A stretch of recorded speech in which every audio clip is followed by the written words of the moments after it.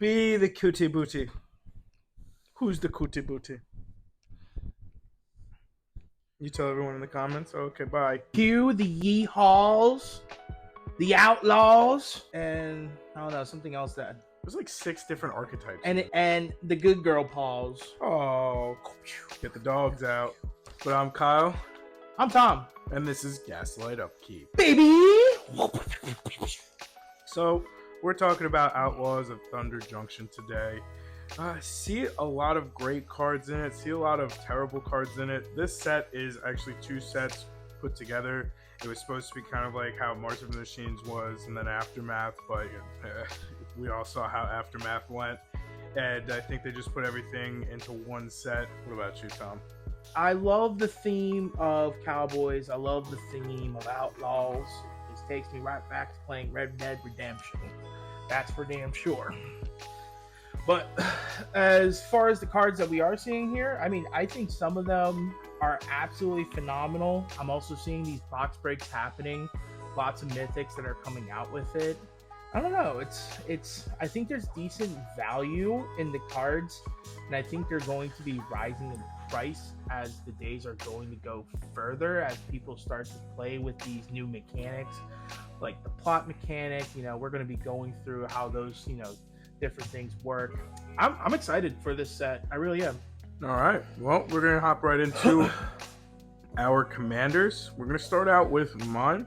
Mine's going to be Geared, Mirror of the Wilds. It's a 3/3 Naya. To come in, it's got haste. Non-token creatures you control have tapped. Create a token that's a copy of target token you control that entered the battlefield this turn. Now, any type of deck that has play, create a token that's a copy of a token, it gains haste until end of turn, then sacrifice it at end of turn, like Felden of the Third Path. Dino DNA I see in this as well, because you're going to be able to start making more tokens. You can imprint on maybe, let's say, Felden. You can do it on a couple of other creature cards out there. But what I love about it is the easy combo, Kiki Jiki and Helm of the Host. There we go. But when you play that and you have Helm of the Host attached to Kiki Jiki at the beginning of your combat phase, you can create a copy of it that's non-legendary. And then what you do is you can tap it, then start creating tokens. So you're going to start making infinite tapped creature tokens as well as infinite ETBs. So if they're not coming in tapped because they're the original one, you can start having a huge army. And that's how you're going to be able to win the game, kill the board as a whole. So that's why I like it a lot. Now, there's a couple of other cards that you could easily put in here, like Jaxus, the Troublemaker, Bramble, Sovereign, Ortheon, which is another type of creature that gives you that ability where you create a copy of it, of target creature, and then sacrifice it at the end of the turn. Finally, what I would throw in is the enchantment of Flame Shadow Conjuring, because whenever a non-token creature enters the battlefield under your control, you may pay red. If you do create a token that's a copy of that creature, that token gains haste. Now, you're going to be able to do it 3 to 4x times every time you go into combat phase. It's right there in the print, because like you've seen those cards where if you can copy the copy and then keep copying copies, you're already going to flood the board immediately. And if you pair this with like an Impact Tremors, where each creature that enters the battlefield, you're dealing 1 damage, and then also throw in a Goblin Bombardment, so that way when creatures are going to die at the end of the turn, you might as well have use when they die. So you can sacrifice and deal even more damage.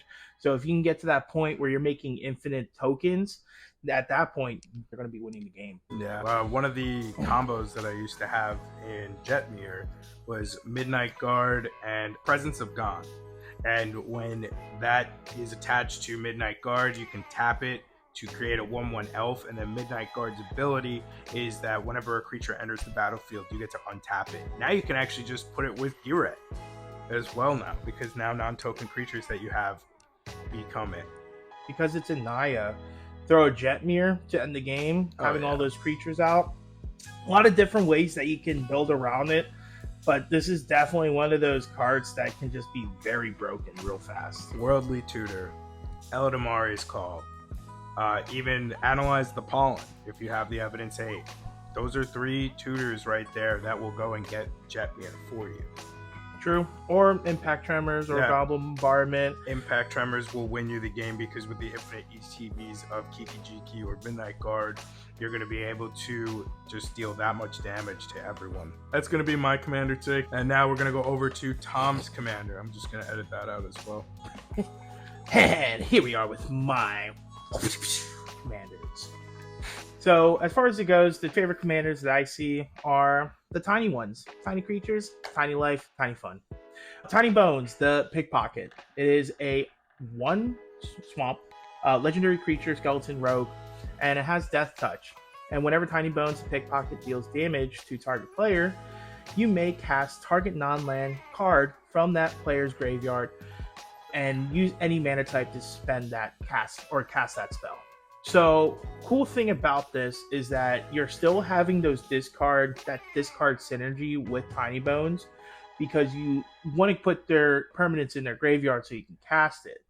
Couple cards that are going to help fill those graveyards for your opponent: Mind Crank, Sword of Body and Mind, right? When you attack, deal damage, have target opponent mills 10 cards. That's huge. And then, mix in like a Sir Conrad the Grim to deal extra damage while also having that mill effect. And then for like the targeted cards that you want to like specifically pick out, maybe you're going against like some type of Timmy deck, right? And they have a Vorinclex. Go ahead and Thought Seize them, have it discard right into the graveyard, deal damage with Tiny Bones. And at that point, you'll be able to cast their Vorinclex. Pretty cool stuff. Has the stealing effects like Gonti, has discard synergies, has mill synergies. I mean, this is a fun card to play with. So, yeah, Tiny Bones. Hell yeah. What about you, Kyle? What do you think about it? I don't play this. This isn't my style, but this is right up your alley, man. No, I just gonna be honest. I wouldn't know what to really do with it. I mean, obviously, like, I would be able to figure it out, but it's just not my type of fun. I don't really like milling other people and then taking their control. That doesn't. It's the guy who has a Bruvac deck. I literally made that deck for people like you. That's the only reason. Fair enough. Yeah.